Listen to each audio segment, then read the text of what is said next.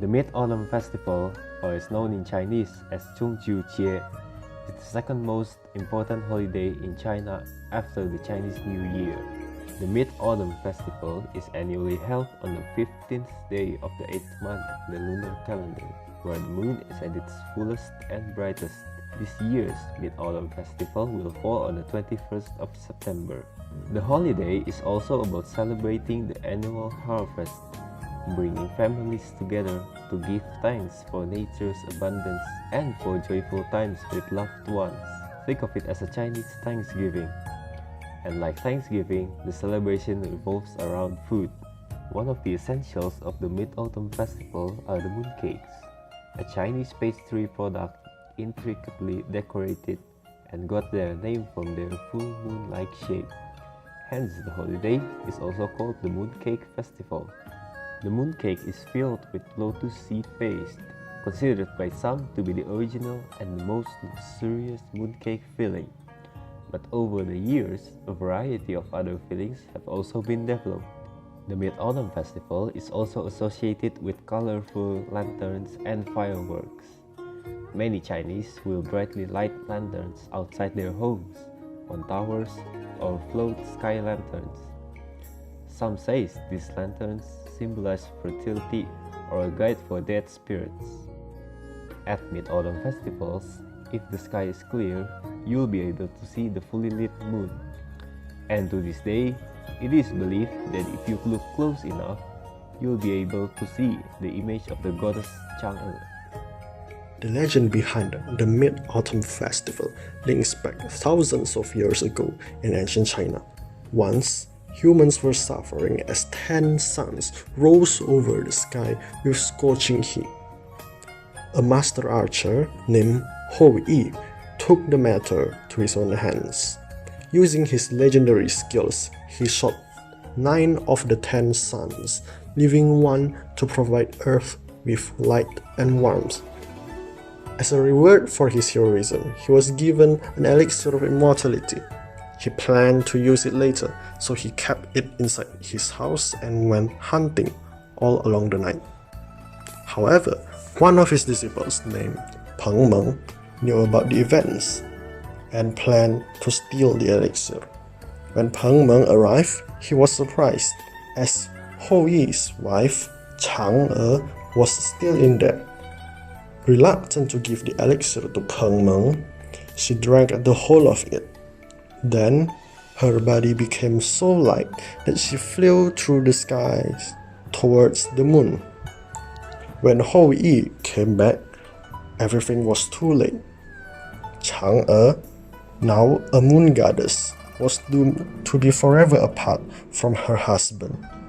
To remember her, Hou Yi arranged an offering with Chang'e's favorite fruitcakes and dishes under the full moon. This then became a tradition among Chinese people until today, where Chinese all over the world gather around and gaze over the full moon.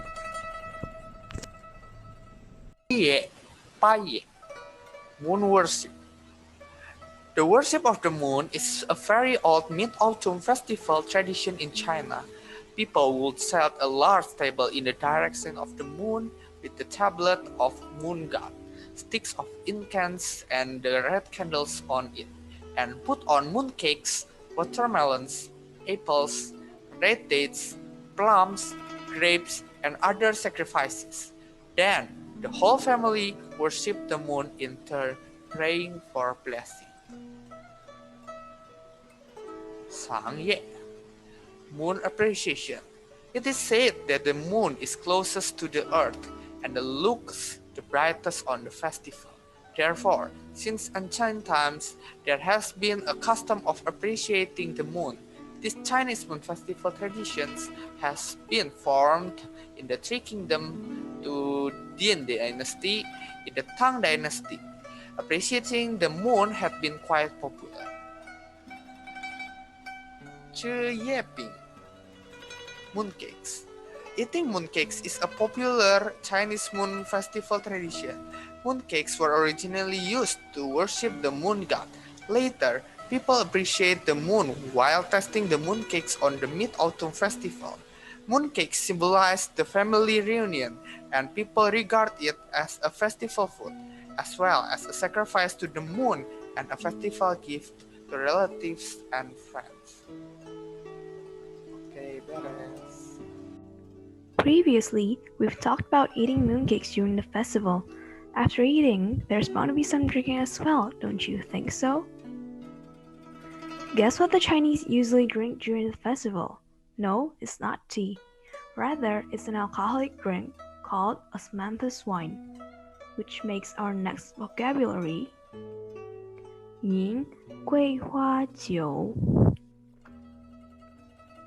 Yun means drinking, though it's usually used for literary purposes. In daily conversations, we still use he. You probably guessed already, but 桂花 means osmanthus flower and 酒 means alcohol or wine. Together, they form the meaning of to drink osmanthus wine. You might ask, why osmanthus wine and not a different type of wine? It's because during this period, osmanthus flowers bloom. Therefore, osmanthus wine becomes a traditional beverage to drink with family and friends while adoring beauty of osmanthus flowers in full bloom. This is our next vocabulary. 燃灯. 燃 means to light or to burn, and 灯 means lamp or lantern. Together, they form the meaning of lighting lanterns. Here, we have two pictures of lanterns. The one above is called 河灯, river lanterns. Meanwhile, the one below is called 光明灯 or 天灯, meaning sky lanterns. Both of these lanterns are usually made out of paper. River lanterns are usually released during Ghost Festival, which occurs a month before Mid-Autumn Festival. On Mid-Autumn, we release sky lanterns or 光明灯 instead. Our last vocabulary is this activity called 猜灯谜. Sai means guess, mi means riddle or puzzle. So, guessing lantern riddles. If you go down the streets during the Mid-Autumn Festival, you'll notice papers hanging by the lanterns. There's usually a riddle of some sort written on that paper, and you'll have to guess what the riddle is referring to. Sometimes they'll tell you what kind of item they're asking for. Sometimes they don't. Modern 灯谜 papers will usually have some kind of QR code for you to scan. The QR code will show you the answer of the riddle. By the end of this section, there will be a simple riddle waiting for you, but before that, I'll give an example on how to solve these riddles. This is a riddle I received last Mid-Autumn. I didn't create this.